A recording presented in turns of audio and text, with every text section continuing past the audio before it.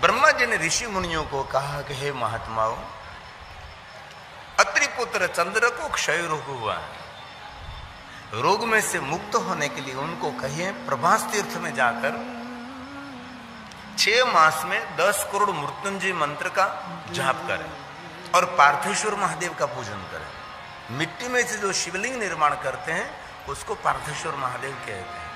कभी आपको अवसर मिले तो अपने घर में खेत में से पवित्र स्थान से मिट्टी लाकर उनको शुद्ध जल मिश्रित करके सुंदर एक शिवलिंग बनाओ, नीचे पीठ बनाओ, तुलसी के पास और बिल वृक्ष के नीचे, पीपल वृक्ष के नीचे, वट वृक्ष के नीचे। कभी अवसर मिले तो ऐसे मिट्टी में से शिवलिंग बनाकर भगवान महादेव का पूजन करें। कोई मंत्र आपके पास नहीं है तो सबसे बड़ा मंत्र है ओम नमः शिवाय। ये मंत्रों का मंत्र है। मैं दिल से कहता हूं, दुनिया में जितने मंत्र हैं सभी मंत्रों का जन्म ये पंचाक्षर मंत्र में से हुआ है, इसलिए सभी मंत्रों का वो पिता है। इसलिए कभी ऐसा मन छोटा नहीं करना कि हमको इतने सभी मंत्र नहीं आते, कैसे आह्वान करें। ये सब विद्वानों का काम है, हम तो गांव वाले पढ़े लिखे नहीं है, क्या हो सकता हमारे से। और भगवान महर्षि वेदव्यास जी ने कहा, कोई विद्वान वेदोक्त मंत्र बोलकर, शास्त्रोक्त मंत्र बोलकर भगवान महादेव का पूजन करें, जो फल मिलता है उसे कोटि गुना फल सिर्फ ओम नमः शिवाय बोलकर महादेव की पूजा करने मात्र से मिलता है। हम कोई पाठशाला में पढ़ने के लिए नहीं गए हैं, हम तो देहाती लोग हैं। इसीलिए थोड़ा सा भी मन छोटा ना करें, ओम नमः शिवाय बोलते बोलते भगवान शिव का पूजन कर सकते हैं। और जरूर भगवान महर्षि वेदव्यास जी ने कहा है कि ये मंत्र गुरुमुख से ग्रहण करना पड़े, लेकिन बाद में कह दिया कि सबसे हमारा सबका गुरु तो भगवान शिव है, तो शिव के मुख में से निकला है।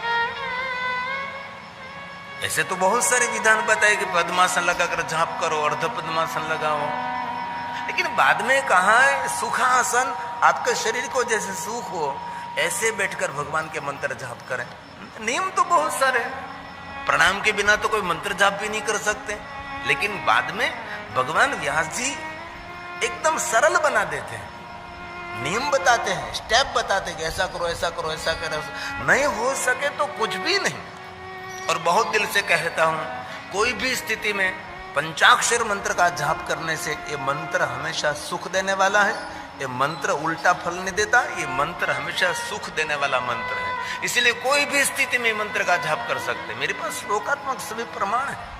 इसीलिए हलता चलता, बैठता उठता, खाता पीता, ऊँघता जागता, घर में, वन में, शमशान में, कोई भी अवस्था में, बिस्तर में सोते सोते इस मंत्र का आश्रय करो। और बहुत हृदय से कहता हूं, निरंतर आपकी जीवा पर पंचाक्षर मंत्र ओम नमः शिवाय मंत्र ओम नमः शिवाय है। जो कोई निरंतर जाप करता है, धीरे धीरे आपको भी दिखाई देगा कुछ तो बदलाव हो रहा है। मानसिकता में बदलाव होगा, बुद्धि की शुद्धि तो होगी, बुद्धि की वृद्धि होगी, घर में धन संपत्ति की वृद्धि। आपकी मानसिकता परिपक्व करने वाला कोई मंत्र है तो पंचाक्षर मंत्र है। अरे मैं हृदय से कहता हूं, ये पंचाक्षर मंत्र कोई भी व्यक्ति जापता है, निरंतर जप करता रहते हैं, उनकी जीवन में ऐसा सोचा नहीं है, ऐसा भी वो महान और श्रेष्ठ और बड़ी सफलता को हासिल कर सकता है, क्योंकि मंत्रों का मंत्र है। कभी आपको ब्रह्मा मिले, विष्णु जी मिले, इंद्र मिले, कुबेर मिले, कोई भी देवता, राम जी आपको मिल जाए, कृष्ण भगवान मिले, तो उसको पूछ लेना कि किस मंत्र का जाप करते हैं। तो सभी राम और कृष्ण और ऋषि मुनि वही कहते हैं कि हमारा तो इष्ट मंत्र ओम नमः शिवाय मंत्र ही है। ये कोई मिले ना मिले, लेकिन यमराजा तो मिलने वाला ही है।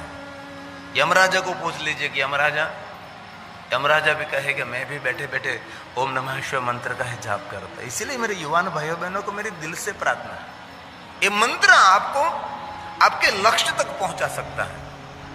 मैंने ये नहीं कह रहा है कि आप मंदिर में बैठे रहो, पहाड़ों में चले जाओ, नहीं, कुछ भी नहीं। जो कुछ प्रवृत्ति करो, तो जब आपका मन और आपकी जीवा फ्री है, इसी समय निरंतर जाप करते रहो।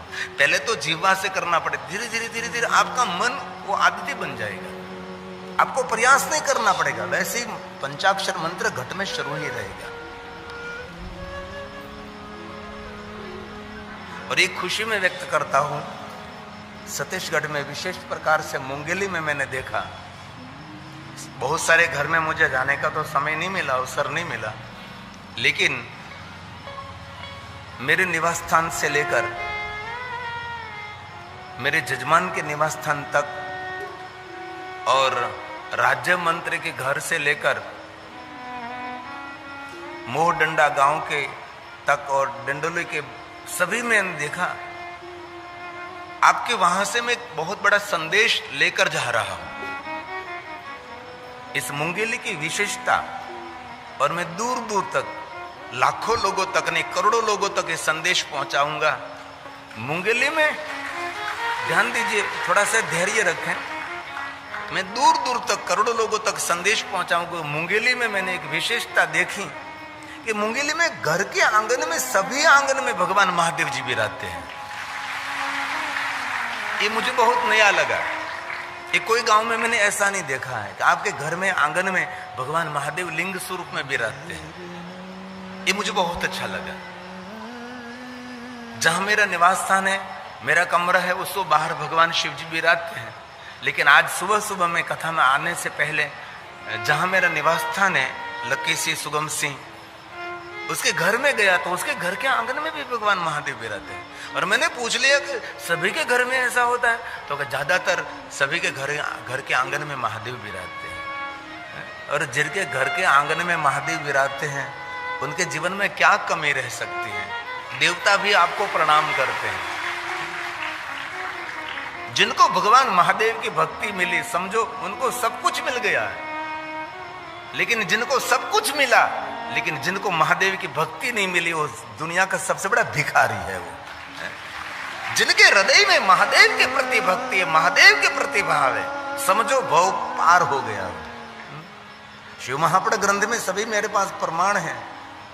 देवताओं ने कहा महादेव जिनके हृदय में आपकी भक्ति स्थापित हो जाती है ना, उसको जन्म लेना नहीं पड़ता, उसको 84 फेरे में जाना नहीं पड़ता, वो जीवात्मा मुक्त है। भगवान विष्णु और देवताओं के बीच संवाद हुआ था, तो देवताओं ने कहा कि भगवान विष्णु जी मुक्त कौन है? तो देवताओं ने जवाब दिया, भगवान हम तो ऐसा मानते हैं वो मुक्त वो है कि जो शिव जी की भक्ति करते हैं वही मुक्त है। विष्णु ने कहा नहीं, जो मुक्त आत्मा है उनको ही महादेव की भक्ति मिलती है। जो स्वयं मुक्त आत्मा, उनको ही शंकर भगवान की भक्ति मिलती है। और आपके घर में कोई महादेव का भक्त है, समझ लेना चाहिए वो मुक्त आत्मा है। शिव भक्ति करने से मुक्ति मिलती है, सत्यम सत्यम। लेकिन विष्णु भगवान ने तो ये कह दिया कि जो मुक्त आत्मा है उनको ही महादेव की भक्ति मिलती है। इसलिए कोई भी देवी देवता, कोई भी संप्रदाय विचारधारा में आप हैं, उसका खंडन नहीं करना आपको, ये अनुसरण निरावहन करना है। लेकिन विशेष प्रकार से महादेव को याद करना है, विशेष प्रकार से पंचाक्षर मंत्र का जाप करना है। अत्रि पुत्र अनसुया का पुत्र चंद्र प्रभास तीर्थ में जाकर पार्थेश्वर महादेव का पूजन का प्रारंभ किया है, तीर्थों का आह्वान किया है। और तीर्थों का आह्वान करके अगणित ऋषि मुनियों के साथ मृत्युंजय मंत्र का अनुष्ठान प्रारंभ किया है। जो कि चंद्र अकेला नहीं, चंद्र के साथ बहुत सारे ऋषि मुनि अनुष्ठान पूर्ण करने के लिए गए थे। क्यों? कि 6 मास में 10 करोड़ मृत्युंजय मंत्र एक व्यक्ति कभी नहीं कर सकता। इसलिए चंद्र सबकी सेवा करता था। इसलिए सभी ऋषि मुनियों को चंद्र पर एक बहुत बड़ा आदर था। आप किसी का काम कर रहे हैं तो आपके कार्य करने के लिए कोई तो आएगा नहीं। इसलिए गांव में कोई छोटा मोटा मध्यम वर्गीय कोई भी हो, उसका कोई कार्य है, उसके कई काम है, तो उसमें सहभागी बनो आप। ऐसा नहीं भगवान की कथा ये तो है ही, लेकिन किसी के घर में कोई बहन बेटी, किसी का बेटे के विवाह है तो भी वहां जाकर कहिए कुछ भी है, मेरे लिए कोई सेवा है तो जरूर आप बताइए। आपके घर में प्रसंग है, वही हमारा घर है। ऐसा एक दूसरे के कार्य में एक विधा सहभागी बने। इसीलिए चंद्र सबकी सेवा करता था, तो चंद्र की सेवा में सभी ऋषि मुनि उपस्थित रहे और एक साथ में सभी मृत्युंजय मंत्र का अनुष्ठान करने लगे।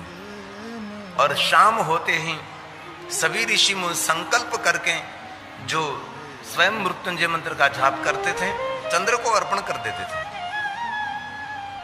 और आपके लिए दूसरा व्यक्ति जाप कर सकता है।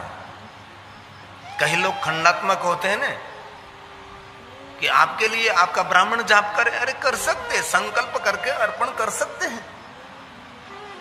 6 मास में सभी ऋषि मुनियों चंद्र ने मिलकर 10 करोड़ मृत्युंजय मंत्र का अनुष्ठान पूर्ण कर दिया और पूरा प्रभास तीर्थ मृत्युंजय मंत्र से गूंज उठा है। जागर सागर की लहरों में से, हवा की खुशबू में से, ऋषि मुनियों के मुख से ये मंत्र गूंज रहा है। प्रभास तीर्थ का वातावरण बदल रहा है। प्रभु के नाम में अद्भुत शक्ति है, मंत्रों में अद्भुत शक्ति है। वातावरण बदलता है, वर्तन बदलता है और हमारा वर्तमान मंगलमय हो जाता है। प्रभु के नाम में अद्भुत शक्ति है। हमको हिमालय पहाड़ में जाकर कोई तप साधना अनुष्ठान नहीं करेंगे, लेकिन जो आप कार्य करें, नौकरी करते हैं, काम करते हैं, खेती करते हैं, कुछ भी करते हैं, लेकिन निरंतर हमारा ध्यान हमारे इष्ट के प्रति होना चाहिए। तो पूरा प्रभास तीर्थ में सभी मृत्युंजय मंत्र का जाप कर रहे हैं।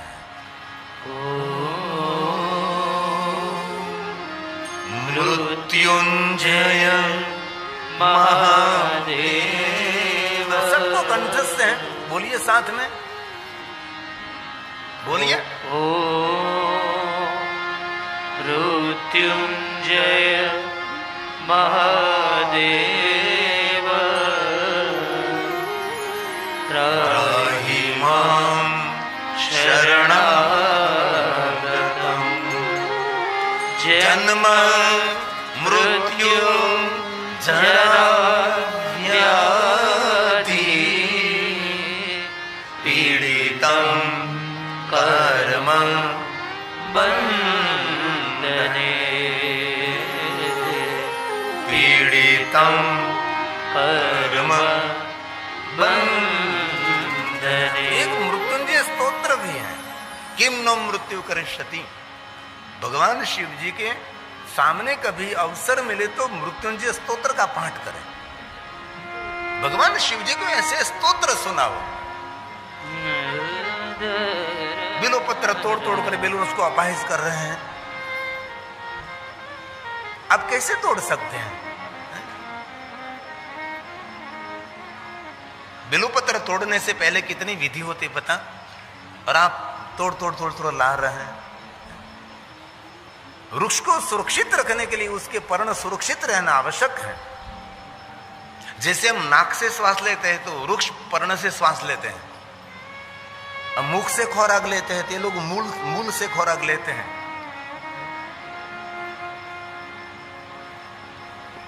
अहमदाबाद में हमारी कथा थी, एक वृक्ष प्रेमी ने मुझे बहुत सुंदर लेख लिख कर दिया था। लेख का नाम का मैं पुष्प बोल रहा हूं, मैं फूल बोल रहा हूं, पुष्प बोल रहा है। कोई भगवान का भक्त पुष्प तोड़ने के लिए गया तो पुष्प ने कहा खबरदार, एक बात मेरी बात सुन। वहां से लेख शुरू होता था। पुष्प ने कहा कि मुझे मत तोड़िए, यहां मैं स्वर्ग में हूं, मैं सुगंध फैला रहा हूं, अभी अभी मैं खिला हूं, मुझे और भी खिलना है, मुझे और भी सुगंध फैलानी है, मुझे यहाँ जीवित रहना है, मुझे नहीं तोड़ना, मुझे नहीं तोड़ना। और हम लोग निर्दय होकर धड़ धड़ धड़ धड़ सबको तोड़ लेते हैं। ऐसा नहीं, भगवान शिव की दुनिया ध्यान की दुनिया है, भगवान महादेव की दुनिया स्तोत्रों के गायन की दुनिया है। ठीक है, तो लग श्रृंगार के लिए पुष्प बिलोपत्र अर्पण कर दो पूजा के लिए, लेकिन जो दयावान कोई करुणा सिंधु कोई भक्त होगा कभी नहीं, कभी तोड़ेगा नहीं। मेरे शिव जी को श्रृंगार की कोई जरूरी नहीं। और हमारा अनुभव, आपका भी अनुभव होगा, कहीं शिवालय आप दर्शन करने के लिए गए और शिवलिंग पूरे फूलों से ढक दिया, पूरे फूलों से श्रृंगार कर दिया, तो आप जाएंगे लेकिन आपको संतुष्टि नहीं होगी। भगवान शिव जी को फूलों से श्रृंगार कर दिया समझो, लेकिन आपको संतुष्टि नहीं होगी। शिव जी के दर्शन की संतुष्टि तब होती है भगवान महादेव को दिगंबर अवस्था में शिवलिंग का दर्शन हो, तभी संतुष्टि होती है, श्रृंगार से नहीं। मेरा महादेव जितना दिगंबर अवस्था में सुंदर लगता है, इतना श्रृंगार में सुंदर नहीं लगता। श्रृंगार करना चाहिए।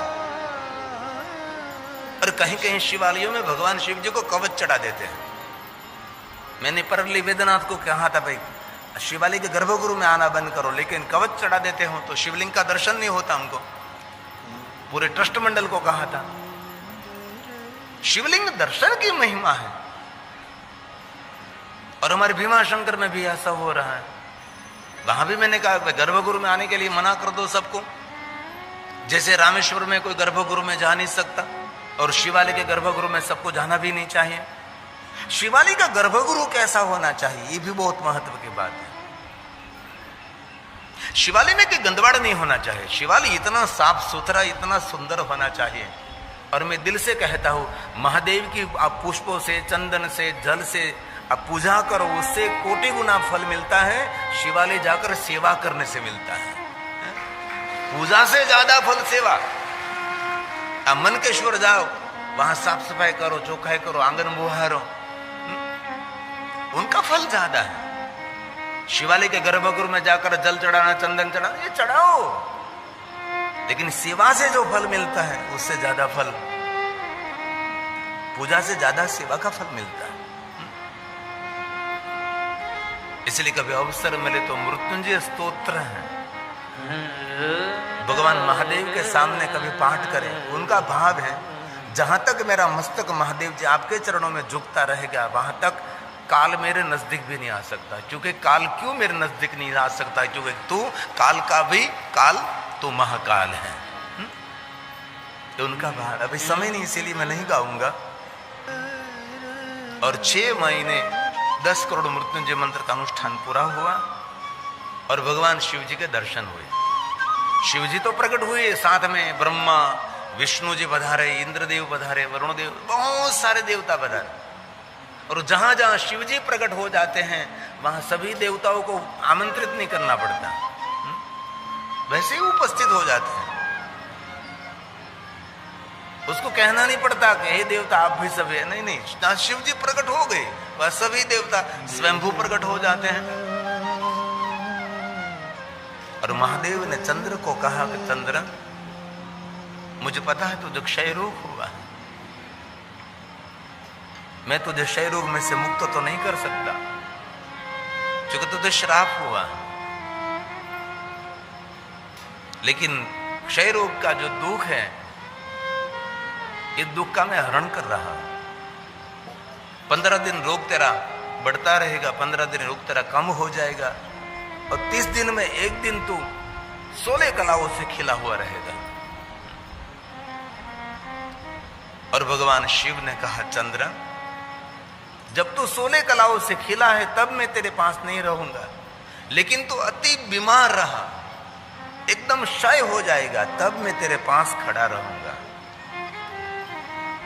इसलिए हम द्विज का दर्शन क्यों करते हैं? द्विज के दिन भगवान शिव जी वहां रहते हैं, इसलिए शुक्ल पक्ष की द्विज का हम दर्शन करते हैं। हम चंद्र दर्शन तो करते हैं, लेकिन कभी सोचना था एक चंद्र के साथ चंद्रेश्वर महादेव का दर्शन है। हर शुक्ल पक्ष में 6 बजे के आसपास आकाश में एक द्विज का दर्शन कर, छोटा सा पतला पतला चंद्र रहता है। ये चंद्र दर्शन का महात्म्य है। इसी समय भगवान शिव वहां रहते हैं, इसलिए हम द्विज चंद्र का दर्शन करते हैं। उनकी महिमा बहुत है। और शुक्ल पक्ष के द्विज का चंद्र तो सबने देखा है, लेकिन कभी अवसर मिले तो कृष्ण पक्ष का द्विज का चंद्र दर्शन करें। ये सुबह में होता है, जिनको प्रदोष का समय भी कहा जाता है। सुबह में 5 बजे के आसपास कृष्ण पक्ष में जल्दी उठकर आकाश में देखें तो सुंदर पतला सा चंद्र सुबह में दिखाई देता है। ये कृष्ण पक्ष में, ये त्रयोदशी के चंद्र, त्रयोदशी के जिन चंद्र की उपस्थिति में भगवान शिव की सुबह में पूजा करने से जीवन के सभी दोषों में से मनुष्य मुक्त हो जाता है। चंद्र की उपस्थिति में भगवान शिव जी के पंचाक्षर मंत्र के जाप करने से जीवन के सभी दोष में से मनुष्य मुक्त हो जाता है। और ये एक बात मैं भूल गया हूं, महाशिवरात्रि के दिन जो चंद्र दर्शन हो जाए तो समझ लेना आपका भाग्य खुल गया है। महाशिवरात्रि सुबह में चंद्र दर्शन करना पड़ता है। पहली सवार महाशिवरात्रि के दिन चंद्र दर्शन होता है, लेकिन बहुत कम लोग सुबह के चंद्र का दर्शन करते हैं। कृष्ण पक्ष का त्रयोदशी का चंद्र, चतुर्दशी का चंद्र, महाशिवरात्रि का चंद्र, ये चंद्र की उपस्थिति इस साल का है चंद्र है। अभी जो आपने टेलीविजन में देखा, इस साल महाशिवरात्रि के दिन ऐसा चंद्र सुबह में दिखाई देता था। ऐसी तो बहुत सारी बात है, मैं आपको क्या कहूँ क्या छोड़ू, मुझे भी अंदर गड़मथल हो रही है। और हमारा मिथिलेश कहता बापू ये कहना ये कहना ये कहना ये कहना, तो मैंने कहा कि मैं तो 1 महीने तक मुझे यहाँ रहना पड़ेगा मुंगेली में, तब सब कुछ हो सकता है, 9 दिन में कुछ भी नहीं हो सकता। और चंद्र महाराज ने प्रार्थना की और प्रभास तीर्थ में सागर के तट पर भगवान महादेव जी लिंग रूपेण सतमानुग्रह लोकानाम, जगत हित के लिए भगवान शिव जी प्रभास तीर्थ में प्रकट रहे और भगवान महादेव ने अपना तेजोमय स्वरूप ત્યાં स्थिर किया है। और इस शिवलिंग सोमेश्वर नाम से प्रसिद्ध हुआ, सोमनाथ नाम से प्रसिद्ध हुआ। जो कोई मनुष्य सोमेश्वर महादेव का दर्शन करेंगे उस मनुष्य के लिए कहा क्षय रोग, कुष्ठ रोग आदि रोग, सभी रोगों में से मनुष्य मुक्त हो जाएगा। इसलिए कभी अवसर मिले तो हमारा ये प्रभास तीर्थ का ये सोमनाथ महादेव है। अगली साल दीपावली के बाद कथा है सोमनाथ महादेव में। हमारे जामनगर के जज साहब उस कथा के व्यवस्थापक और आयोजक भी हैं। और हर साल मैं सोमनाथ में कथा करता हूँ, एक कथा 9 दिन की रहती है, आप आ सकते हैं। और मैंने बहुत सारे तीर्थ देखे हैं, लेकिन हमारे प्रथम ज्योतिर्लिंग सोमनाथ महादेव की जो भव्यता है, जो व्यवस्था है, वहाँ की जो सुरक्षा है, ऐसा कहीं अन्य तीर्थों में नहीं मिलेगा। आप कभी आकर देखना। मैं पूछ सकता हूँ कितने लोग सोमनाथ गए हैं? कितने लोग? अच्छा, बहुत कम लोग सोमनाथ गए हैं। अच्छा, 10-15% लोग गए हैं, बाकी तो सभी नहीं गए सोमनाथ। ये प्रथम ज्योतिर्लिंग है, ये दिव्यता से भरा हुआ है। वहाँ की पूजा परंपरा, वहाँ की प्रणाली मूल प्रणाली है। ये हमारा प्रथम ज्योतिर्लिंग सोमनाथ। और हमारे लोग तो रोज साल में एक बार तो हाजिरी लगा लेते हैं। तो इस सोमनाथ महादेव की कथा शिव पुराण ग्रंथ में विस्तृत कही है। दूसरा ज्योतिर्लिंग है मल्लिकार्जुन महादेव, जो भगवान कार्तिकेय ने तपस्या की है, कृष्णा नदी के तट पर है। और भगवान शिव और पार्वती ने अपना तेजो में स्वरूप स्थिर किया है। कभी अवसर मिले तो जरूर। दूसरे ज्योतिर्लिंग मल्लिकार्जुन महादेव के दर्शन की महिमा, अमावस्या के दिन शिव जी का प्रादुर्भाव रहता है, पूर्णिमा के दिन माता पार्वती का प्रादुर्भाव रहता है। और मल्लिकार्जुन महादेव के पीछे ब्रह्मरंबा देवी है, शक्तिपीठ हमारे। और वहां 5 पांडवों ने पंच शिवलिंग की स्थापना की। वहां भगवान राम जी ने तप किया, हिरण्याकशिपु ने वहां तप किया। और इस शैल पहाड़ पर अगणित भगवान महादेव के लिंग स्वरूप है।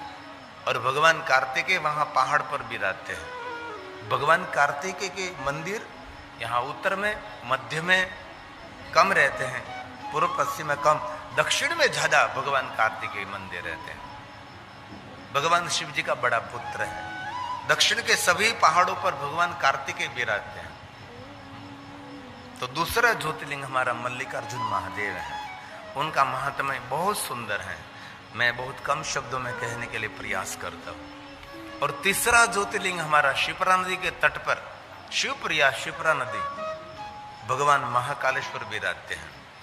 वेद प्रिय, उसके 4 संतान, देवप्रिय, प्रिय मेघा, सुकृतो, सुव्रतो, 4 संतानों के साथ पिता वेद प्रिय जी पार्थेश्वर महादेव का पूजन करते थे शिप्रा नदी के तट पर। ये 5 ब्राह्मणों की शिव भक्ति के फल स्वरूप नगर में सब लोग सुखी थे, नगर में सब सुरक्षित थे, नगर में सब लोग मानसिक, शारीरिक और आर्थिक सभी प्रकार से सुखी रहे थे।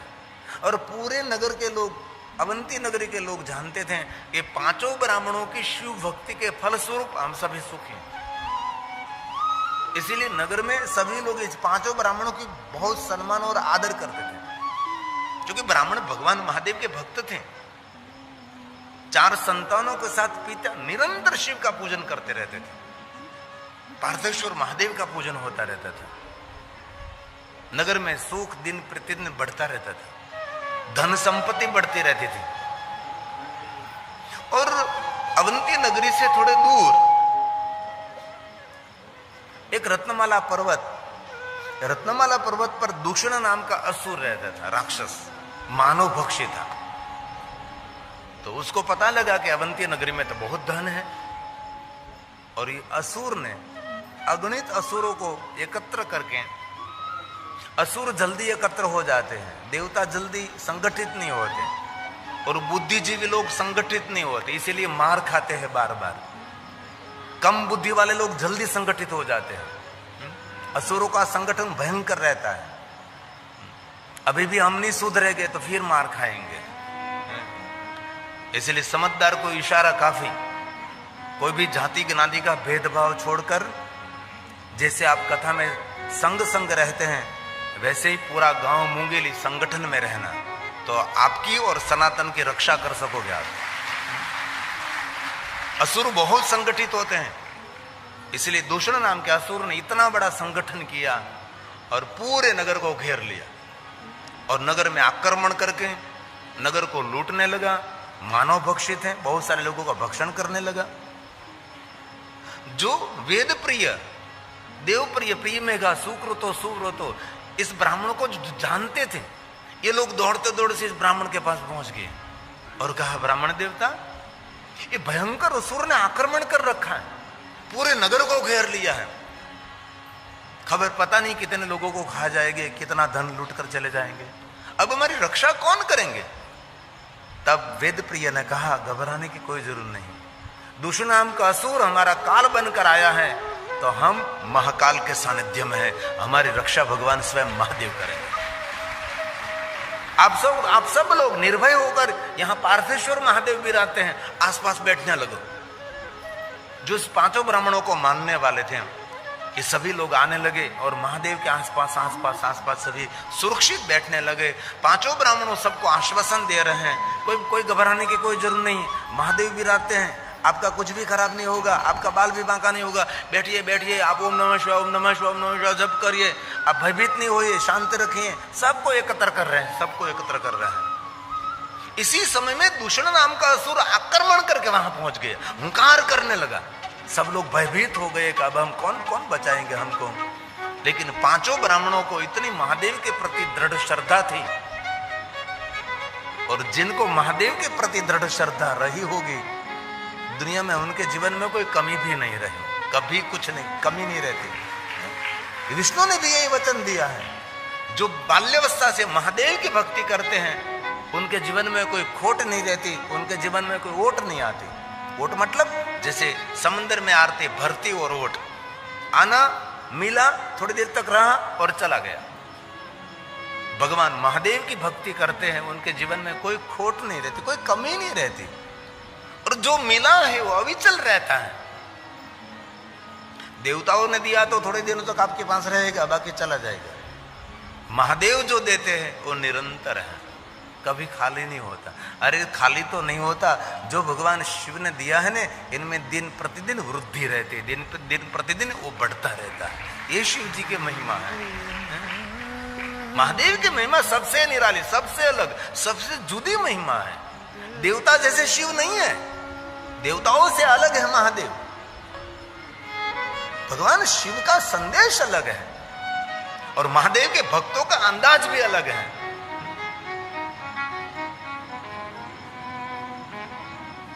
पांचों ब्राह्मण निर्भय हैं, लेकिन असुर ने देखा तो 5 ब्राह्मणों को पकड़ लिया और 5 को खाने की तैयारी कर रहे थे। 5 ब्राह्मण ने कहा, महादेव आप हमारी रक्षा करो, पहले भी बहुत बार आपने हमारी रक्षा की है, अभी भी आप हमारी रक्षा करो। और जो भक्त लोग पार्थेश्वर महादेव के आसपास बैठे थे, वो भी भगवान महादेव को प्रार्थना करने लगे। और 5 ब्राह्मणों की रक्षा के हेतु भगवान शिव जी धरती में से अग्नि ज्वालाओं के साथ भगवान शिव का प्रागट्य हुआ, और हुंकार मात्र से, ध्वनि मात्र से इस दुष्णाम के असुर को जलाकर भस्म कर दिया। महाकालेश्वर को भस्म क्यों चढ़ते हैं? कभी सोचा? इसलिए भस्म चढ़ती है कि भगवान शिव जी धरती में से अग्नि के ज्वालाओं के साथ प्रकट हुए और ये असुरों को मारा नहीं, असुरों को जलाकर भस्म कर दिया। इसीलिए शिव जी को भस्म चढ़ाई जाती है। वहां महाकालेश्वर में विशेष प्रकार ये भस्म आरती, भस्माभिषेक रहता है। ये असुर को भस्म किया था, वहां पहले भस्म रहती है। और भगवान महादेव ने 5 ब्राह्मणों को कहा, हे ब्राह्मणों, आपकी दृढ़ भक्ति से मैं बहुत प्रसन्न हूं, आप कुछ मांगिए। 5 ब्राह्मण ने कहा, भगवान जैसे हमारी रक्षा की ने आपने महादेव, ऐसे आपके भक्तों के महादेव रक्षा करो, बस अमर को कुछ नहीं चाहिए। ये सच्चा शिव भक्त है। महादेव का भक्त भिखारी नहीं होना चाहिए, लालची नहीं होना चाहिए। और इसमें कभी पढ़ना नहीं, ये चढ़ाओ तो ये मिलेगा, ये चढ़ाओ तो ये मिलेगा, ये चढ़ाओ तो ये मिलेगा। मेरा महादेव तोटके का प्रयोग करने के लिए देव नहीं है, और ये तोटका शास्त्र नहीं है। लोगों को गुमराह करना ये वक्ता के लिए सबसे बड़ा दोष है। तोटके के प्रयोग के लिए शिव जी हैं। शिव जी तो जीवात्मा की शरणागति का स्थान है। इसमें के तोटके ही बताए हैं, और तोटके का प्रयोग करने के लिए महादेव। और मैं आपको एक बहुत हृदय के साथ कहता हूं, आप मुंगेली वाले इतने भोले भाले लोग हैं, आए जादू टोना करने वालों का आप बहुत गुमराह कर सकेंगे। आप इतने भोले भाले, इतने भोले भाले, गजब गजब के भोले भाले। इसलिए मंत्रों तंत्रों जादू टोना से दूर रहो। आपके कर्म जो श्रेष्ठ हो गए, दुनिया के कोई ताकत नहीं आपका कोई बाल बाका कर सके। इसीलिए जीवन को अपडेट कर